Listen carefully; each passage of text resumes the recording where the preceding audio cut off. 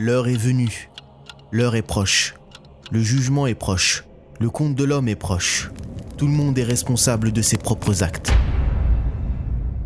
Le prophète sallallahu alayhi wa sallam a dit « Comment puis-je tranquille ?»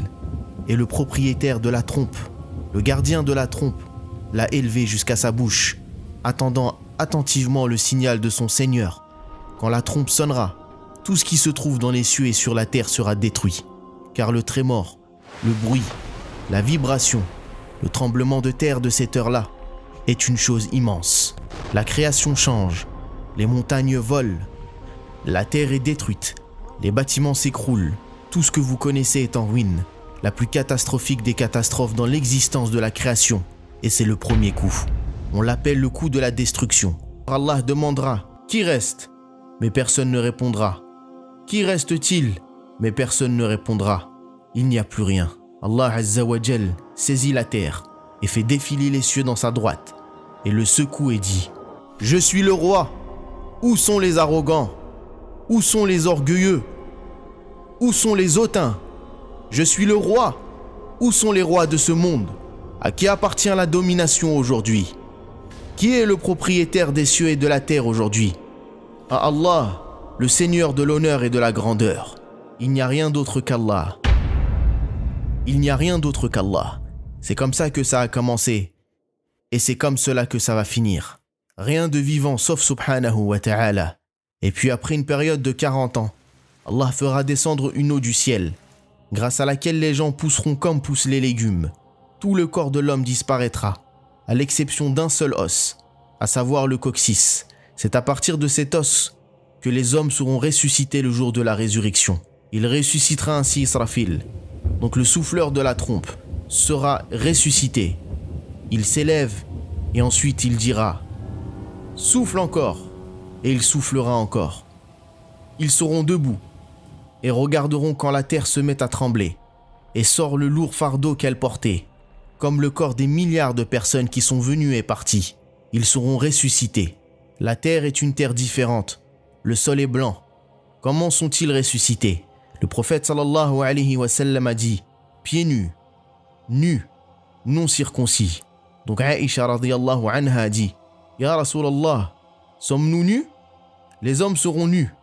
Ne se regarderont-ils pas les uns et les autres ?» Alors le prophète sallallahu alayhi wa sallam dit « Ya Aïcha, la situation est beaucoup plus importante pour que les gens se regardent les uns et les autres. Et quand ils sortent de leur tombe, il y aura l'obscurité et vous verrez certaines personnes entourées de lumière. » Ibn Mas'ud radiyallahu anhu a dit « Votre lumière dépendra de la quantité d'actes que vous avez accomplis. Certaines personnes viendront avec des lumières énormes. La lumière de certaines personnes sera suffisante, juste pour elles-mêmes. Et certaines personnes seront telles une bougie qui s'allume et s'éteint. Comme certaines personnes seront ressuscitées et ne peuvent pas se lever. Ceux qui mangent l'argent de l'usure, l'argent de la riba, ils ne pourront pas se tenir debout. Puis vous verrez une autre personne poussée par des enfants. Il a mangé leur argent, leur richesse. Ils étaient orphelins. Il leur a fait du tort. Et c'est leur situation au jour du jugement. Le soleil arrive à 1 kilomètre de la tête des hommes et il commence à transpirer. Alors certains se tiennent dans des flaques de sueur jusqu'aux chevilles, certains jusqu'aux genoux, d'autres jusqu'à la taille, d'autres encore jusqu'aux épaules. Certaines personnes seront noyées dedans, en fonction du mal qu'ils auront fait. L'humanité panique et la peur est immense, et la chaleur est insupportable, et la sueur recouvre les gens. Ils diront « Oh les gens, vous voyez votre situation ? Vous connaissez notre calamité. Vous savez ce qui nous est arrivé. Allons trouver quelqu'un pour intercéder en notre faveur. » Ils se dirigeront vers Adam. Adam répondra « Nafsi, nafsi. J'ai mangé de l'arbre interdit et j'ai désobéi. Allez donc voir Nuh. Jamais Allah n'a été autant en colère qu'aujourd'hui. Je ne peux rien lui demander. » L'humanité tout entière se dirigera alors vers Nuh pour qu'il intercède auprès d'Allah et lui demande de commencer le jugement. « Oh Nuh, toi qui as été sauvé par Allah, intercède auprès d'Allah pour qu'il commence le jugement. » Nuh répondra « Nafsi, nafsi, j'ai déjà demandé à Dieu ce dont je n'avais pas à l'interroger, et il m'en a blâmé. Et je n'espère qu'une chose, c'est qu'il me pardonne. Allez voir donc Ibrahim. » L'humanité se dirigera alors vers Ibrahim alayhi salam. Ibrahim répondra « Nafsi, nafsi, j'ai menti 3 fois. Allez voir Moussa. » Moussa dira « Nafsi, nafsi, j'ai tué un homme. Allez voir donc Isa. » Isa alayhi salam répondra « Nafsi, nafsi, allez voir Muhammad, un serviteur auquel Allah a pardonné tous les péchés. » Puis l'humanité se dirigera vers Muhammad sallallahu alayhi wa sallam qui répondra « Ana laha, elle est pour moi l'intercession. » Il a dit ensuite à propos de cela « Et je me mettrai dans un endroit pour lequel on m'enviera, et je me prosternerai sous le trône, et je louerai Allah par des louanges avec lesquelles jamais personne ne l'avait loué. Il me répondra « Lève-toi, Muhammad, parle, on t'écoutera. Intercède, tu seras exaucé. Demande et tu obtiendras. Et je dirai « Tu m'as promis l'intercession. Alors permets-moi d'intercéder pour tes créatures, pour que le jugement commence. » Alors Allah dit « Je viendrai et commencera le décompte. Le jour où les anges commenceront à se déverser, alors les anges descendront des cieux rangée après rangée, formation après formation, groupe après groupe sur cette terre plate, une création si grande, si immense, que l'humanité sera hypnotisée par eux. Et ils diront « Est-ce que c'est notre Seigneur ?»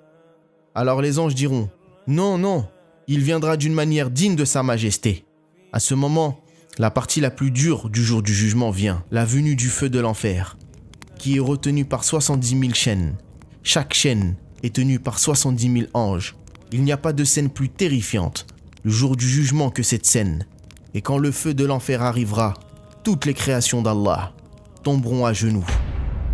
Tout ce qu'ils se diront, c'est « Oh Allah, protège-nous » et l'humanité se dirigera vers la terre où ils se tiendront devant Allah subhanahu wa ta'ala et seront rendus responsables de leurs actes. Leur livre commencera alors à apparaître et leurs livres leur seront donnés. Ils seront alignés sur une ligne. Il n'y a pas un mot qui est prononcé. La première parole dans le jour du jugement est celle d'Allah Azza wa Jal à notre père Adam et il dira « Ya Adam, sépare la partie de l'enfer de tes enfants. » Alors il dira « Et quelle est la proportion de l'enfer ?» Alors Allah dira « De chaque 1000, 999 pour le feu. » La balance sera mise en place. La Ummah de Muhammad sallallahu alayhi wa sallam sera la première Ummah à être jugée. Ce qui se passera, c'est que le prophète sallallahu alayhi wa sallam nous mènera au trône et toute la création d'Allah.